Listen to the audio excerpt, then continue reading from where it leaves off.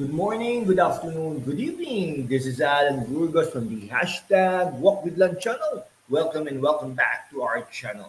Guys, if you are not yet subscribed to our channel, please do it so now so that you can be a part of this growing family. We are now officially 8,696 subscribers. Konti na lang guys. Maatim na natin ang 9,000 subscribers milestone. Siyempre, sa tulong nyo, we can be able to have this, ladies and gentlemen. Thank you so much, guys. God bless you all. Mahal na mahal po kayo. I love you all. Ano po tayo ha? Mag-iingat po tayo sa mga panahon na ito, lalong-lalo na minsan umuulan, minsan umaaraw, at marami pong viruses na kumakalat ngayon sa iba't ibang panig ng mundo. So anyhow, ang pag-usapan po natin ngayon ay ang Vice Mayor ng Kalakhang, Maynila o ang Maynila, ang kabisera ng Pilipinas na si Yul Servo. Ito, maraming mga ginagawa itong sila Yul Servo na para bang tila bagang marami pong mga manipulation na ginagawa itong kampo ng Yul Servo, no? Kamakailan lang during the session ng City Council before yung recent na adjourn ito ay talagang nagpahiwatig ng kanyang mga salubin sa mga konsihal na bumabatikos sa kanya at sa kanyang grupo. Okay, nalulungkot daw siya. Sinabi niya, ang hindi naman dahil mabait siya, ay ito ay kahinaan na at talagang binatikos niya at sinabi niya ang kahinaan ni ex-officio konsehala Ibay. Okay?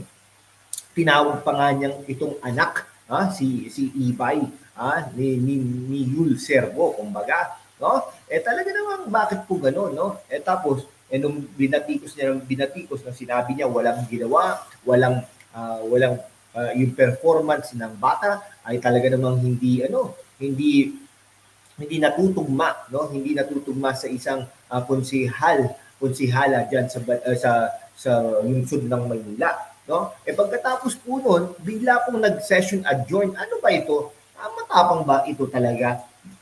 Babae pa naman ang binatikos mo at konsehala at nire-representa ang SK Federation, ang SK ng buong Maynila ay ginaganito mo, no? At pagkatapos noon, akala ko sobrang tapang na no? Pero hindi mo pala pinasagot. Taktika ba ito? Manipulation? Hindi mo pinasagot si konsehala Ibay. Hindi, parang may problema naman tayo doon, no? Sabi nga niya, ang kabaitan ay hindi kahinaan, no? Sabi ni Vice Mayor Yul Servo, no? In the recent months, in the recent years, parang ito ang kauna-unahang pagkakataon na narinig natin at nasaksihan natin na marami na ito palang yung Vice Mayor Yul Servo ay marunong din sumama ang loob, no? At mapawian ng ngiti sa kanyang mga labi. Kasi nakikita po natin ito si Vice Mayor Yul Servo sa mga Facebook post niya na pangiti-ngiti lang, pa-selfie-selfie lang, pa-video-video lang nila ni Mayora Hani Lacuna. No? Pero ngayon, damang-dama natin ang kanyang hinanakit dahil sa mga pinakahuling kaganapan sa konseho at politika, no? Diyan sa Maynila. Sinabi nga niya, mga bastos ang mga konsehal diyan sa Maynila. Parang gano'n, no? Kung saan nagkasira-sira na ngayon ang dating magandang samahan. Dati, pabir-bir lang yung mga yan, pakape-kape. Ngayon ay wala na. Dahil masama na, hindi na maganda ang kanilang mga samahan sa konsehal, sa konseho na dati-dati ay isang pamilya at ang turingan. Pero ganun talaga, hindi naman po talaga sila. Anyhow, nag-umpisa lang naman lahat ng ito nang magdeklara ang isang dati nilang itinuturing na kapamilya na kalabanin ang sarili mga kasamahan na inihalal ng taong bayan bilang alkalde at vice-alkalde ng Maynila at mga incumbent o kasalukuyang nakaupo sa pwesto. Yari na kayo ngayon dahil nag-uumpisa na nag-iikot, no? Si Yorme Isko Moreno sa bawat sulok ng Maynila. Siyempre, dala-dala niya ang kanyang vice mayor na napakaganda, napakatalino, napakabait na si Chi Atienza. Ang deklarasyon ay walang kaabog-abog at hindi na tinangka pang buksan sa partido para mapag-usapan. Kumbaga, hindi isinaalang-alang o binigyang halaga ang damdamin at opinyon ng mga miyembro. Siyempre naman, bakit naman gano'n? Politika yan taktika din yan. Di ba? At sino naman sila? Ito kunwari, for example, ito si Joel Chua, na bakit daw, binitray daw sila. Lintik na yan. Bakit paano binitray? Kadumi-dumi ng Maynila, kadumi-dumi ng distrito mo. No? Dapat nga, ikaw ay may makalaban dyan sa distrito na yan, sa Quiapo, Santa Cruz. Di ba? Kayo, challenge ko po ang ating mga manonood. Pumunta po kayo dyan sa Maynila. Tayo halos araw-araw po tayong dumadaan doon. Tama nga naman, hindi nga po ako taga Maynila, pero halos araw-araw po akong nadaan dyan sa Maynila. At masasabi natin na talagang hindi po kaaya-aya ang Maynila. At dyan sa Intramuros area, sa University Belt, dyan sa Recto area, dyan sa Divisoria, sa Ilayas, sa Tondo, sa Santa Mesa, sa Santa Cruz, dyan sa Chinatown, dyan sa Sampaloc, napakadumi talaga. Sa ginawang pagtraidor na patalikod ng ilang konsihal sa partidong nagluklok sa kanila ang Asenso Manileño, natural lang naman na kumilos ang nakakaraming miyembro ng partido. Hindi po ganun. Hindi po dapat ganun. Hayaan nyo sila. Hayaan nyo ang bayan na magtanggal sa kanila, magluklok sa kanila. Parang ganun. Pero kayo, anong ginagawa nyo bilang parte ng majority? Pwede ba naman na pinili mong kumalaban pagkatapos sinasahan mo ng pribilehiyo mo ay pareho lang naman mga nananatiling tapat, napakaswapang mo naman kung kabig ka dito, kabig ka doon. Hindi po gano'n ang sinasabi natin.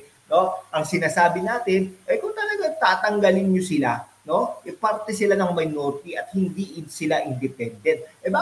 Bakit yung minority floor leader, kapatid ng Mayora, Mayora Hani Lacuna, at sasabihin na minority floor leader at talaga sa kanya pa ang iba't ibang mga komite na para sa majority. Kung tutusin, dapat nga ay may delikadesa silang kusang magbitaw dahil hindi naman karapatan sa pagkakaroon ng komite, parang nabili na nila ang pwesto. Hindi naman sa ganon.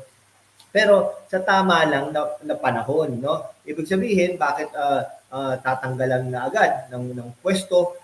Hindi naman po agad-agad na gano'n. Pero ito prerogative naman ng majority kung gusto nila, 'di ba? Na palitan itong mga pero ilagay nila sa tama. Huwag sa minority floor leader ay talagang dapat sa kanila. Kunwari, ang tumatayong leader sa kanila, si Konsehal Joel Villanueva, baka dapat siya ang dapat maging minority floor leader at ang iba ay nasa ibang posisyon naman. Di ba? Nagrereklamo ang mga nasa minorya ngayon. Kasi kaya lang po, hindi nga naman, they are not part of the minority. They are being called as independent black. Hindi. Sila na po ang minority. Unfair daw magdesisyon ang higit na nakakarami na magkaroon ng reorganization sa nila ay sinikreto sa kanila. Naku po talaga. Wala ka maasahan ngayon, nagtatapang-tapangan ngayon si Vice Mayor Yul Serbo, yung parang matapang doon, sa mismong sesyon niya dahil siya po ay ang ruling officer, no? Siya po ay yung nagli-lead sa konseho. Hindi siya konsehal, vice mayor siya, pero siya ay presiding officer. Okay, bakit po ganun? So minsan nagdi-decide siya, no? For session niya yun, wala siya. Majority floor leader, wala. Minority floor leader, wala. Halos lahat ng kanyang mga kasamahan ay wala. Anong klase yun? Diba? Anong klase yun? Hindi nga matapang yun . Parang kabastusan yun. So anyhow, hanggang dito na lang po mga kaibigan ko. Maraming salamat po sa inyo lahat. Kung hindi ka pa nakapag-subscribe, mag-subscribe ka naman para we can be able to maintain and sustain this channel. Thank you so much guys. God bless you all.